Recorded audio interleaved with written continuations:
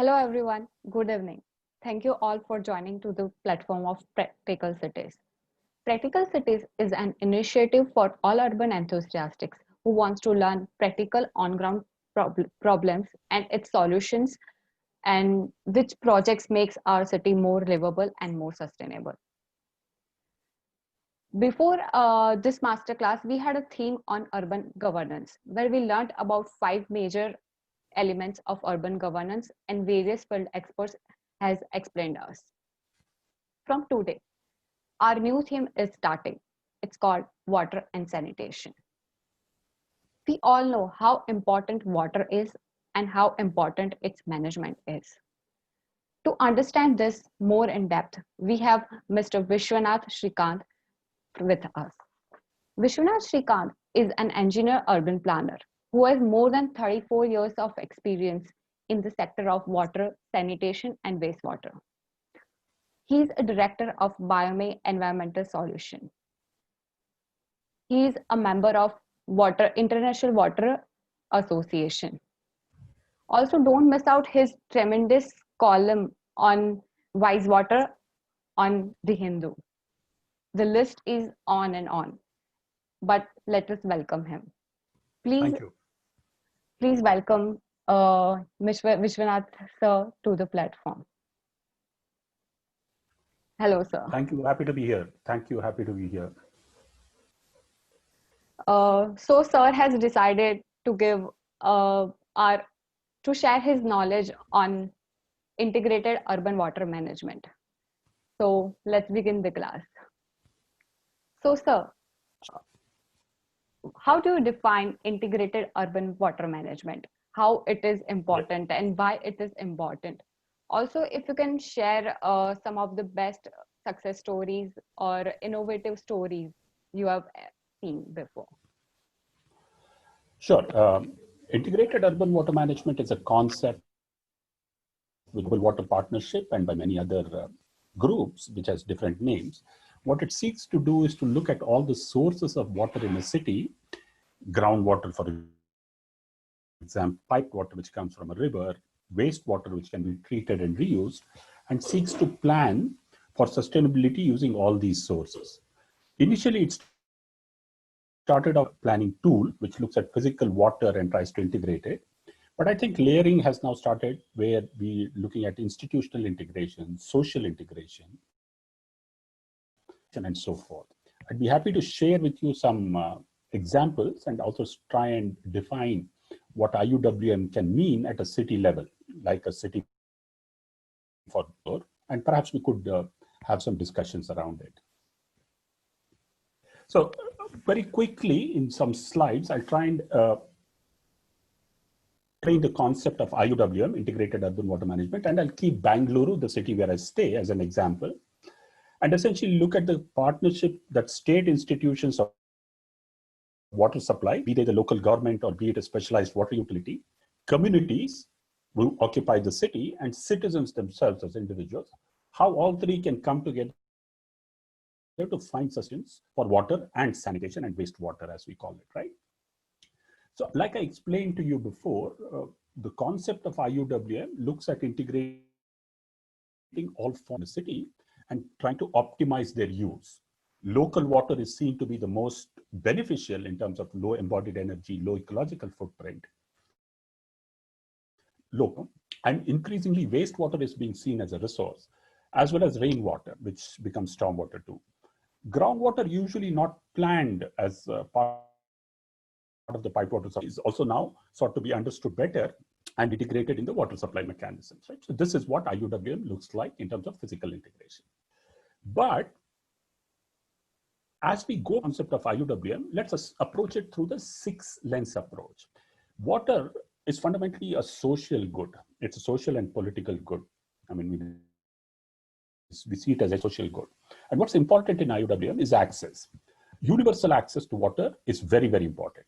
The issue of gender, as already highlighted in the Dublin Principles, which you can go on, is also very important because at the heart of inclusivity lies gender, and the access, especially to sanitation and water, is crucial for gender empowerment. Part is solutions in plans, projects, and information dissemination. In the terms of the technical attitude, we need appropriate technology. We need appropriate standards. We send data to be in the public domain. At an institutional level, when it is to be governed, and you were talking about the 5 principles of governance that you were listening to last time, in what we assume and we believe that basin level, river basin level planning is crucial, that it has to be multidisciplinary, and that hydrogeologists, especially those who know groundwater better, have to be, but also social and community engagers, people who can take the message of governance to the public at large and get feedback and reinforce the system. The financial integration is crucial. It's called lifeline water or the human right to water. This needs to be recognized, and people should not be deprived of their access to good quality water merely because it has a price. So there should be a lifeline to water, but beyond a certain limit, there has to be cost recovery and water has to be treated as an economic good. And increasingly, we find that if institutions which provide water are not financially stable, the deliver water becomes more difficult. Then there's the legal aspects of sustainability and IUWM. There's a right to water, there's a right to groundwater. Should groundwater be treated as a private resource or resource? What should happen to rainwater? Wastewater, who owns wastewater? Rivers and lakes, how can they be protected? And finally, there's the environmental integration, because it's crucial to protect from pollution and to make sure that the quality of life of a city or a village is in itself livable, right?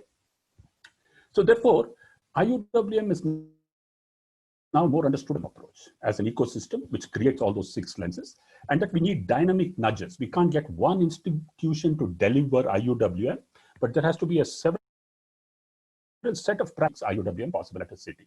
So therefore, we need perhaps not a water supply institution, but a systems design thinking institution, right, which thinks of the whole system. And citizens' role is not just, which is crucial, but also in a watchdog role to make sure that the state performs, and it uses the courts and the judiciary to hold the state accountable. So let me just give you a quick example of Bangalore. In 1964, the first water supply institution in the country called the Bangalore Water Supply and Sewerage Board. And we went to the river Kaveri, which is 95 kilometers from us and 300 meters below the city water. So we created this institution as a water supply institution full of civil engineers, right? And we'll see what the repercussions of creating institutions just with civil engineers means as we go. Water footprint of the city is very large. The entire Kaveri basin becomes the source of water for our city. There are 4 dams on the Kaveri basin in Karnataka, and all 4 dams operate to make sure that water comes. And so therefore, river basin approach, unless we take it, and unless the city bothers about the forests in the river basin, then the quality and quantity of water is not assured. So far, it's not happening. The water merrily, without understanding where the river basin is and what is the quality happening to the catchment, to the forests, and to the rivers and streams there. Right? So somewhere the compact has to be arranged. So the city draws a certain volume of water, 1,450 million liters per day. It will draw another 775 million liters per day. But look at how much rainwater falls on the city. Piped water from the river Kaveri is much less than the rainwater itself, which is 3,000 million liters per day. Groundwater is about 400 to 500 million liters per day, virtually informal. And wastewater, significant volume of water, is not really integrated into the city's planning, but we are doing something very innovative, and I'll show it to you, what the city of Bangalore is doing with it, right? So in terms of access, we have versions, which means that about 2 million households are connected to the water network. About 9 to 10 million people of 13 million people are connected to the city. Now, the city does not strive enough to make sure that the regions are extended so that all households in the city are connected to the network. Some water for all, not all water for some. That is the mantra, and that is what we should need to look at. Socialization of water connection as well as sanitation connections. Toilets in every house, private toilets in every house, not community toilets as much as private toilets, but also public toilets and community toilets where it's not feasible toilets, right? And this should be monitored at the ward committee level. Every ward should democratically understand what's happening to the water and sanitation access. And so the new areas, the 7 CMC, which are put as city municipal councils and town municipal councils, which got amalgamated with Bangalore, the peri-urban, which becomes part of the city, usually is the most deprived. And the city next peri-urban, right? They've now included a certain peri-urban, and we're trying to get water and sanitation there, but there's another peri-urban that is growing. So cities have to be adept and flexible to think of the bigger peri plan for the local population. One crucial thing in IUWM and in water management is metering and tariff. However much we like it or not like it, it's only about 100 cities in India metering and some form of tariff. Luckily for us in Bangalore, every connection is metered and there's a volumetric tariff. So there's a bill every month and the bill is based on consumption. And I put to you the figures on the domestic sector, there's a non-domestic and there's an industrial. And this city is the first to charge for bore wells. If you have a bore well in your house, you pay 100 rupees a month, right? And if there's a set of 10 flats, which are one, each of the flats pays 100 rupees. So they pay 1,000 rupees for one bore well. This way, we know how much groundwater and bore wells are being dug, and we also have a charge on bore well. This has to move to volumetric pricing. Moved so far, but at least it's a flat pricing. No other city in India does this, right? So these are steps towards IUWM. And I cannot re-emphasize metering and tariff as very important for send signals of water conservation, but also the human right to water, to make sure that they're supplied lifeline water every month at their doorstep of good quality, right? So what prevents the poor from access? It's not the price of water alone, it's the access to water. You know, the connection charge is the biggest one. So the city has developed a pro-poor policy because the cost of water is 95 rupees per kiloliter in Bangalore, the price, one of the highest in Asia. So here's the pro-poor policy. The pro-poor policy in short is that there's a free connection to the poor. If your house size is 600 square feet or 600 square, you pay a very minimum cost for the connection, right? So all cities now should take note of pro-poor policies, make sure that there are no legal barriers and financial barriers to connect, and all cities should have universal connections to the poor. That's a very important component of IUWM. Then there's the issue of institutions. In our cities in India, we have various institutions at play. With one institution, groundwater is with another, drains and nalas are with another, and so on and so forth, right? So in our city, we have something called Karnataka State Natural Disaster Monitoring Center. This is a very crucial center, all information on rainfall and flooding events. There's a groundwater authority, there's a tank conservation development authority, and a state pollution control board as a regulator. Now, PCBs become regulator, and all these other institutions have to integrate themselves in a plan for water and sanitation management. Easier said than done. It's very difficult to do that. For example, the KSNDMC has this what the rainfall is likely to be and where the floods are likely to be. And because they have 99 weather stations in Bangalore, we have granulated meteorological data, which helps us to design for flood, but also rainwater harvesting. And I'll show you how that works.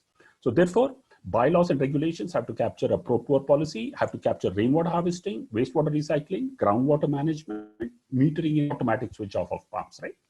So this city does all this. Every set of apartments, more than 20, have to have their own wastewater treatment plant, and they have to recycle all the wastewater for toilet flushing and landscape on new buildings, right? So this is one way. The other one is rainwater harvesting. If your house is beyond a certain size, you are compulsory to do rainwater harvesting. And that is designed based on the rainfall pattern in this. And so that says that for every square meter of roof area, you have to create 60 liters of storage or recharge. And for every square meter of paved area, 30 liters of storage or recharge, right? Very important is to become part of the solution.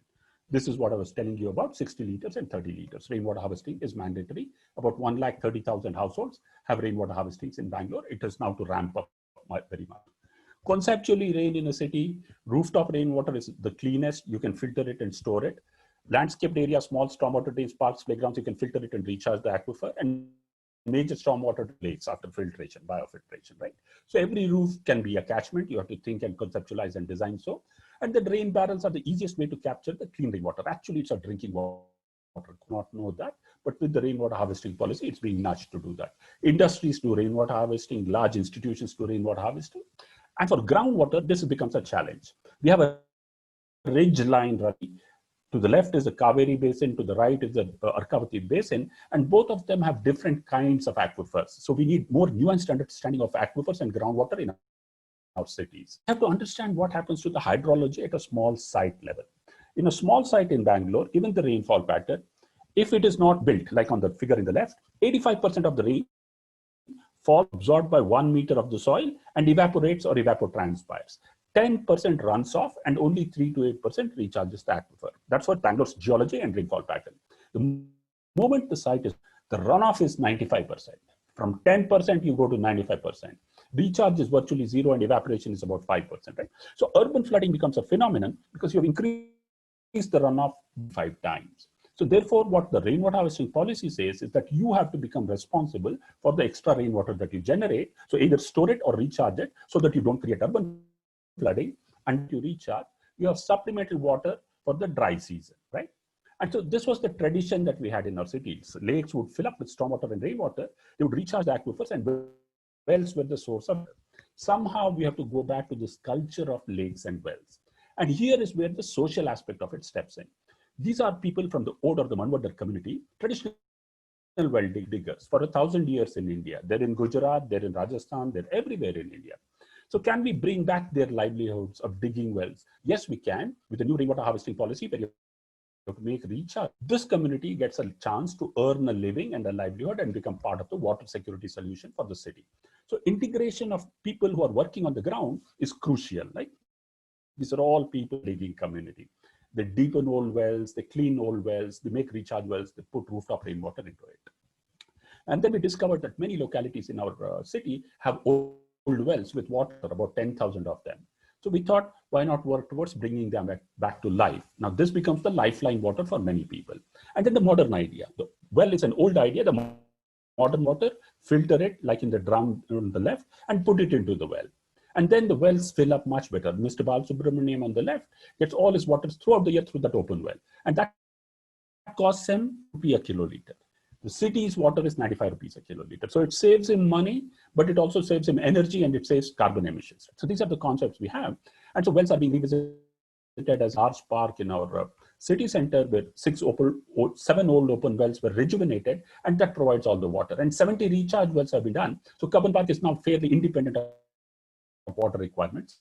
Industries like the wheel and axle plant rejuvenated a wetland, made sure that the open wells came back to life. They get about 3 lakh liters of water a day, and they're independent of the city utilities. So parks, institutions, Indian Institute of Management, Bangalore has 65 such recharge wells, and its groundwater table has come up, and therefore they're now fairly more independent of the city utility than they were before. So everybody has a solution like this. This is a recharge well which a Manvadar is digging. You dig a hole in the ground, you line it with precast concrete rings, and you make sure that storm water, which is filtered, and rainwater goes into it. And engage with this. Now, this is a gated community called Rainbow Drive. There are 360 sites here. What would have happened is, because this layout is not connected to the city utilities, everyone would have drilled. And the borewell depth is 1,000 feet in Bangalore, 1,200 feet in these places, right? Now, that means 360 straws going into the same bottle of water, and everybody competing with each other to draw it dry. 7.2 crores of investment, pretty soon dead. So what is to be done to reverse this as part of IUWM thinking, right? So the idea was to ban individual 3 community borewells, and that water will be distributed to everybody. It will be metered and priced, but all 360 will recharge. So there are 360 recharge wells, 3 borewells drawing. There's metering, and such a high pricing that you don't consume more than 20,000 liters. So as part of IUWM, the monies that was collected was invested in a wastewater treatment plant, and the treated wastewater is supplied free of cost. Therefore, the community is now net positive for water. Remember again, communitization of groundwater, metering, pricing, wastewater, and then the whole system gets into balance. That's what I've captured here in terms of numbers, and this is how they did it. But as engineers and planners, we have to also understand that we need to draw water budgets, right? And water balance charts. You draw up a water balance chart of demand and supply, you get to learn many things. Here we learned that the average consumption was 246 liters, 265 liters per capita per day. And we worked with the resident demand to reduce it. Now it's less than 100 LPCD, right? So this kind of water balance working out for an individual home, for a gated community, for an industry, and for the whole city is very essential for us to get the phytorate wastewater treatment plant, which is gravity-based, which gives you good quality water for landscaping and toilet flushing. Now let's look at apartments. This is the first apartment of its kind in India, which actually picks all the rainwater and recharges it like in the middle well that you see, but takes treated wastewater and pushes it through sand filter, activated carbon filter, ozonizer, and then now treated wastewater. We've heard of Singapore doing it, but TZ in Bangalore has been doing it for 10 years, right? And that's the Pollution Control Board chairman who's drinking the water, treated wastewater. So now this is the kind of example said that apartments can then become quite independent of water supply if they take rainwater harvesting, metering, pricing, and treated wastewater. Now let's look at the next larger scale of watersheds. The city has 3 major valleys. And in these three major valleys, to the figure to the right, you see the lakes are interconnected. The lakes are in a state of disrepair because sewage is entering them, garbage is entering them. Example of Jakkur Lake, one of the lakes, right? There's a sewage treatment plant on the upstream. It's a constructed wetland and the water body. That's how the lake looked like from the sewage treatment plant. So you now send it through this constructed wetland, which cleans the water further. And then the treated water from the wetlands is so clean that it goes to the lake very, very clean. The lake then provides livelihood. For the bottom left figure is the sludge in the sewage treatment plant, which is sold as manure, as a soil conditioner. The fish is about 200 to 250 kgs a day, and it can actually pay for the waste. Again, are integrating livelihoods of fishermen, groundwater recharge, farmers, because with the sludge, with the city's water and wastewater solution. And therefore, you get a clean lake, which is recharging groundwater and is a recreation. So the lessons for apartments is harvest rainwater, meter every flat, recycle, rejuvenate lakes. The apartments have to look not only within themselves, but outside and see that the lakes in their community areas are revitalized. The project that I want to talk to you about in IUWM is what do we do with the city's wastewater? The city generates 1,600 million liters per day of wastewater. For the first time, it is treating 4 liters per day and pushing it into the hinterland. The hinterland is drought affected, farmers are struggling for water, and climate change is hitting them. So this treated wastewater is pushed about 54 kilometers, fills a tank, cascades down and starts filling 137 tanks overall in the system, right? This is how it goes. This is how it looks like. So tank after tank is filled. Now, farmers are not allowed to do this. Water is allowed to recharge into the ground. This is the set of tanks that are filling up in a drought affected area, right? A lot of them now close to 100 tanks are already full. And then appears in the groundwater as shallow well water, and farmers tap it, use drip irrigation systems, and grow food products, right? It's being monitored closely to make sure that it's good enough for crop production. The city now gets food security, the farmers get water security, and treated wastewater is used by the hinterland where it's most necessary by those who need it the most, like the agriculture. When a wastewater policy is now designed for a city, it should make sure that agricultural reuse is encouraged, and there's a compact drawn between the city and its hinterland so that the food security and water security of both. Finally, the corporate social responsibility comes in. BEL, Bharat Electronics, is now investing in a 10 MLD wastewater treatment plant, setting it up, rejuvenating a lake. It's going to benefit from it. They benefit, the community benefits. And there's an entrepreneurship ecosystem that is developing. So there are plumbers who specialize in metering every flat, right? Like in this figure here. So metering immediately drops water demand by 50%.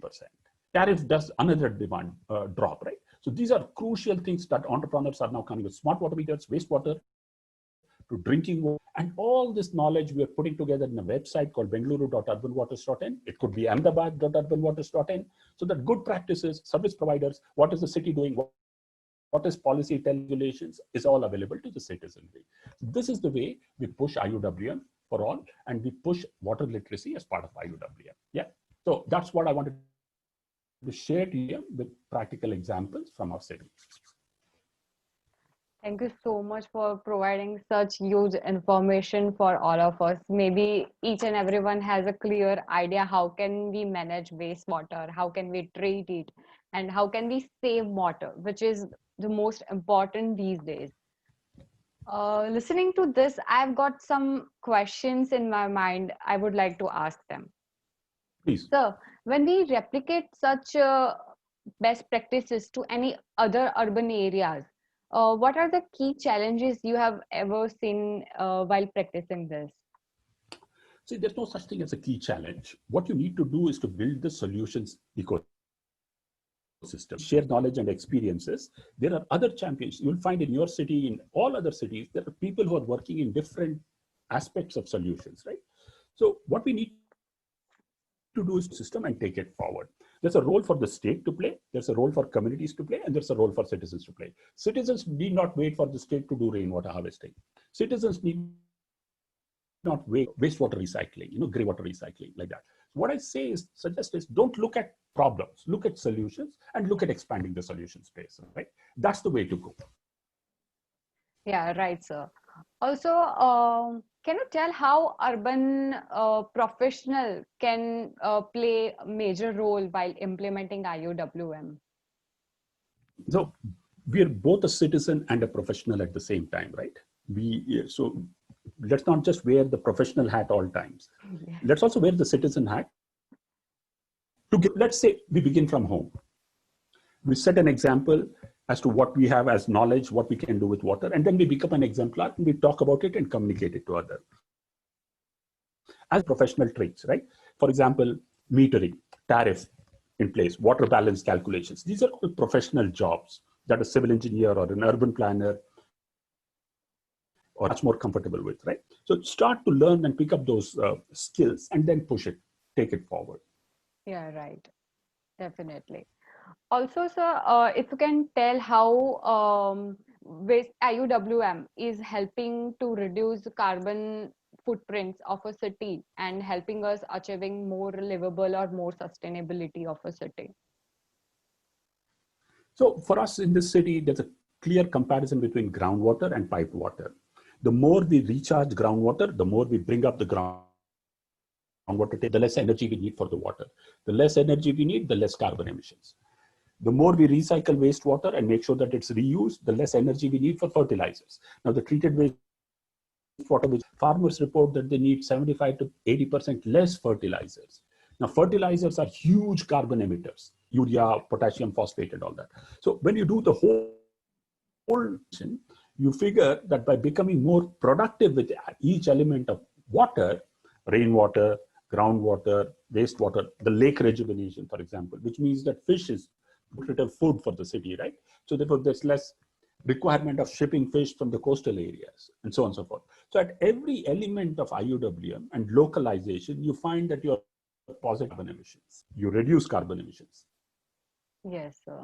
Definitely. I can, this have given us a clear thought on IUWM, and I think each and every city should practice this and make this happen. Let us save environment together and let us make our city more livable and more sustainable together. Together we can achieve. Thank you so much, sir, for accepting our invitation. Thank you so much for joining all of you and listening to this conversation. I would like all of you to follow our social media pages, Instagram, Facebook, LinkedIn, and YouTube. We'll come up with the next lecture soon. Stay updated, stay healthy, stay happy. Thank you. Thank you.